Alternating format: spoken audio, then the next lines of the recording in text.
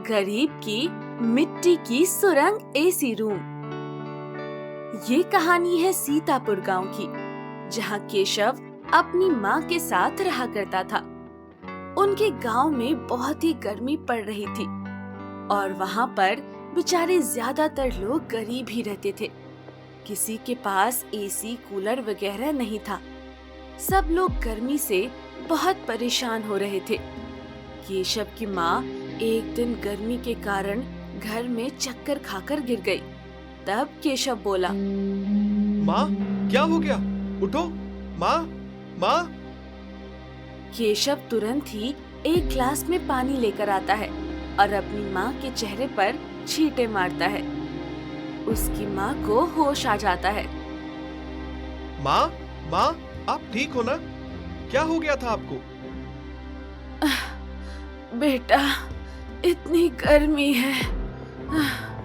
गर्मी के कारण ही मुझे चक्कर आ गया था। केशव गरीबी के कारण स्कूल भी नहीं जाता है, पर उसे पढ़ाई का बहुत शौक था। इसलिए वो इधर उधर से लोगों की पुरानी किताब लेकर पढ़ता था। केशव की माँ की गर्मी के कारण तबीयत खराब होने लगती है और वो दोबारा से चक्कर खाकर गिर जाती है। तब केशव बोलता है, माँ को फिर से चक्कर आ गया। अब मुझे इन्हें अस्पताल लेकर जाना होगा। हाँ। पड़ोसियों की मदद से केशव अपनी माँ को तुरंत हॉस्पिटल लेकर जाता है और उसे हॉस्पिटल लेकर जाता है, पर उसकी माँ की मृत्यु रास्ते में ही हो जाती है।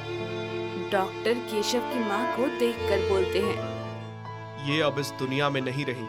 इनके शरीर में बहुत ज्यादा डिहाइड्रेशन हो गई थी, जो इनके दिमाग तक पहुंच गई और इनकी मृत्यु हो गई। आपने इन्हें अस्पताल लाने में देरी कर दी। ये बात सुनकर केशव रोने लगता है और रोते हुए बोलता है,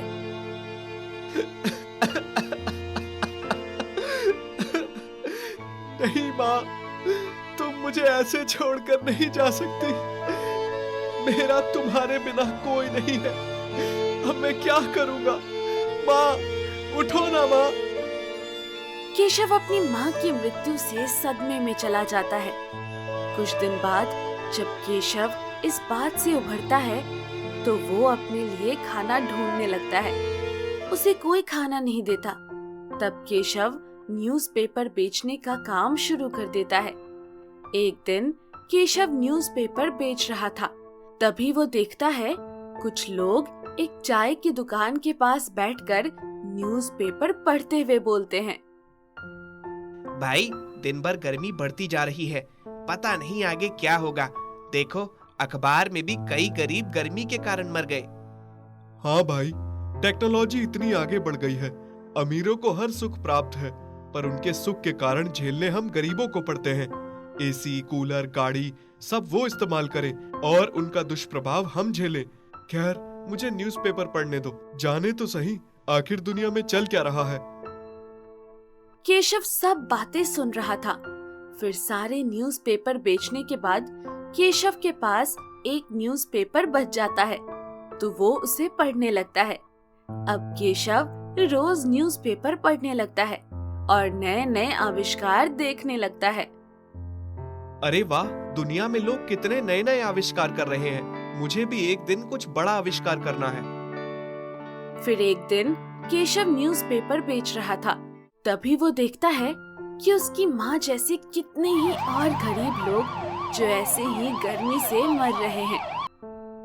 हे भगवान, क्यों तुम इतनी गर्मी कर रहे हो? इसी गर्मी से तुमने मेरी माँ मुझसे छीन ली। अब किसी और के माता पिता भी उससे छीनना चाहते हो क्या? थोड़ी दया करो।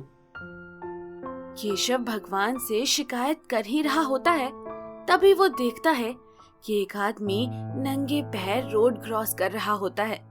तभी उसे चक्कर आ जाता है और वो एक गाड़ी के आगे गिरने ही वाला होता है। केशव तुरंत दौड़कर उसे बचा लेता है। अरे भाई, क्या कर रहे हो? दिखता नहीं है गाड़ी आ रही है। अभी तुम्हें कुछ हो जाता तो? भाई, मुझे चक्कर आ गया। इतनी गर्मी पड़ रही है। मैं तो गर्मी से बहुत परेशान हो चुका हूँ। अब तो गर्मी बिल्कुल भी बर्दाश्त नहीं हो रही। पता नहीं हम गरीबों का क्या होगा। कैसे हम इतनी गर्मी झेल पाएंगे? हाँ भाई, तुम सही कह रहे हो, गर्मी बहुत है और मैं तुम्हारा दर्द समझ सकता हूँ।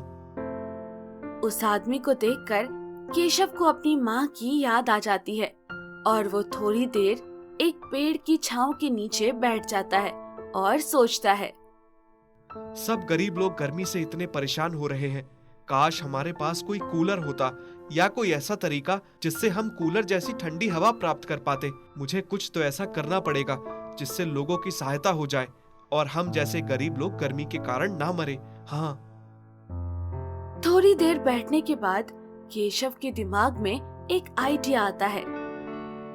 मैंने कुछ दिनों पहले न्यूज़पेपर में पढ़ा था कि एक आदमी के गांव में पानी की सुविधा नहीं थी, तो उसने खुद गड्ढा खोदकर पानी प्राप्त कर लिया। तो हम भी क्यों ना एक ऐसी सुरंग बनाएं जिसमें सब लोग रह सके और सुरंग में गर्मी भी नहीं लगेगी बल्कि अच्छी एसी कूलर जैसी हवा आएगी। अगले दिन से केशव ने अपना काम शुरू कर दिया। एक साफ सी जगह जंगल के पास देखकर उसने वहां अपनी सुरंग खोदना शुरू कर दिया। केशव को सुरंग खोदता देख लोग उसका मजाक बनाने लगे। अरे भाई, पागल हो गए हो क्या? ऐसे गड्ढा क्यों खोद रहा है? मैं एक सुरंग बना रहा हूँ, इससे हम सबको एसी जैसी हवा प्राप्त होगी और गर्मी से राहत मिल जाएगी।